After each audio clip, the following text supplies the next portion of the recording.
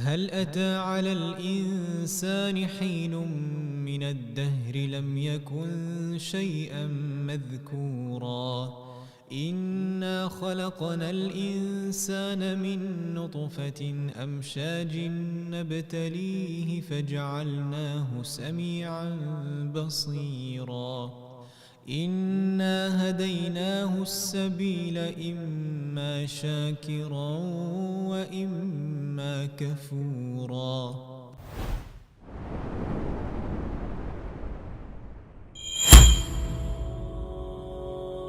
Qu'il soit reconnaissant ou ingrat, l'homme reçoit des faveurs de la part d'Allah. Et une des plus grandes faveurs qu'il nous a accordées, c'est de nous avoir créés alors que l'on n'existait pas. Avant même que l'on soit envoyé sur terre pour cette immense épreuve qu'est la vie, s'est passé quelque chose que beaucoup ne connaissent pas. Revenons 200 ans auparavant. Qui est-ce qui voit cette vidéo et qui était déjà vivant? Après sa naissance, l'être humain grandit encore et encore, en profitant pour certains de la richesse, le statut, la famille et d'un endroit sain où il pourrait faire sa vie. Pendant toutes ces années où les choses ne cessent de s'accumuler pour le fils d'Adam, il y a une chose qu'il perd jour après jour et qui disparaîtra éternellement. Cette chose est le temps. Et nous n'aurons pas plus que ce qu'Allah nous a destiné, jusqu'au jour du jugement. Pendant tout ce temps, le diable veut nous faire oublier une chose qui, si nous ne l'avons pas au moment de notre mort, le diable nous aura vaincus. Et nous n'aurons rien d'autre que le désespoir. Durant toute notre vie, nous aurons des moments pour observer autour de nous ainsi que les événements qui arrivent, afin de savoir si tout ce qui nous entoure a bel et bien un créateur. Avant que l'âme de l'être humain ne soit insufflée alors qu'il est dans le ventre de sa maman, et qu'il soit informé de sa subsistance, du délai de sa vie, de ses actes, et s'il finira en enfer ou au paradis. Dans la sourate Al-A'raf, Allah subhanahu wa ta'ala nous dit « Et lorsque ton Seigneur tira des reins des fils d'Adam, leurs descendants, et les fit témoigner contre eux-mêmes, en leur demandant « Ne suis-je pas votre Seigneur ?» Et ils répondirent « Oui, nous en témoignons. Et ce, afin que vous ne puissiez plus dire le jour de la résurrection « Nous avons été pris au dépourvu. » Ou que vous ne disiez « Ce sont nos ancêtres qui, les premiers, donnaient des associés à Allah. Et nous, en tant que leurs descendants, nous n'avons fait qu'hériter leur culte.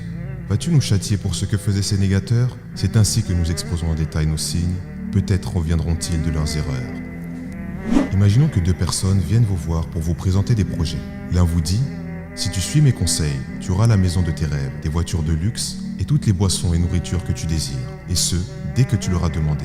Par contre, tu devras payer quelques centaines d'euros et attendre pendant plus de 10 jours. Mais après cette période, tout ceci sera à toi, à tout jamais. » L'autre vient et vous propose le luxe, les femmes, les plaisirs et tout ce qui vous fait envie. Mais la différence, c'est que vous l'aurez immédiatement. Pendant 10 jours, vous en profiterez pleinement. Et après ça, vous n'aurez plus jamais accès à tout ce que vous aviez auparavant. Vous l'aurez compris, le deuxième est le diable, qui nous fait de fausses promesses et nous pousse vers les plaisirs rapides. Des plaisirs qui s'enchaînent et qui, dans le cœur, laissent un immense vide. À cause de ce vide, si la personne n'a rien sur quoi s'attacher, elle continue à courir derrière ses désirs, jusqu'à ce que le temps qu'Allah lui a accordé ne soit écoulé, que la personne se rende compte qu'elle a perdu son temps et regrette ses plaisirs qu'elle recherchait auparavant. Le premier exemple représente la patience, cette patience que l'on doit avoir durant toutes nos épreuves et nos tentations, et les efforts obligatoires qui, parce qu'on les aura suivis, Allah nous donnera le paradis. Le moyen d'aller au paradis est de croire en Allah seul et de ne rien lui associer, ne jamais donner les droits d'Allah à quelqu'un ou quelque chose qui ne peut certainement pas les mériter. C'est justement ça que le diable veut éviter. Il veut empêcher le serviteur d'avoir cette relation directe avec son créateur. Il le pousse vers des choses qui ne lui profitent pas, le fait oublier et l'aveugle pour qu'il finisse comme lui et soit écarté du paradis. Le croyant doit avoir cette envie de ne pas décevoir celui qui l'a créé et ne pas être vu par son Seigneur comme quelqu'un qui se sera noyé dans ses péchés et aura oublié que celui qui l'a créé le ramènera auprès de lui en un jour où il n'aura rien d'autre que ses actions pour se racheter.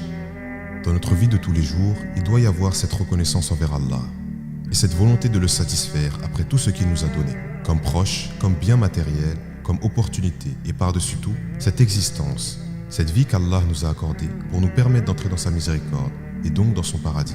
Parmi les nombreux prophètes qui ont foulé la terre, Allah leur a accordé à chacun une invocation exaucée, telle que l'invocation de Nour contre son peuple ou celle de Sulayman pour sa royauté. Étant la dernière communauté, c'est l'invocation du prophète sallallahu alayhi wa sallam qui nous concerne. Et il l'a réservée pour nous sauver au jour dernier, lorsque certains seront punis sans moyen de se racheter, afin de sauver sa communauté tout entière d'un châtiment que personne ne pourrait supporter. هو الذي أرسل رسوله بالهدى ودين الحق ليظهره على الدين كله وكفى بالله شهيدا محمد رسول الله والذين معه أشداء على الكفار رحماء بينهم تراهم ركعا سجدا يبتغون فضلا من الله ورضوانا سيماهم في وجوههم من أثر السجود ذلك مثلهم في التوراة ومثلهم في الإنجيل كزرع أخرج شطأه